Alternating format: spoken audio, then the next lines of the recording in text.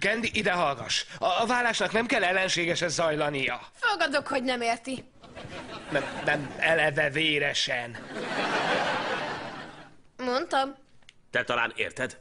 Most nem rólam van szó. Ugyan már ne légy igazságtalan. Szeretem annyira Chestert, mint te. Igazán? Akkor talán meg tudod magyarázni, hogy miért én etetem Chestert, miért én fürdetem, én takarítom utána a kutyagumit a szőnyegről? Mikor kereszteltek át Chesterre? Nem csak rólam van szó, Jake is szereti. Nem, én nem! Nyálodzik, és egyszer belehányt a cipőmbe. Volt egy ilyen randim. Azt hinnéd, eltántorított, de nem. Jól van, legalább beszélhetnék vele? Az apám a kutyával beszél, és engem küldenek pszichológushoz. Halló, Chester?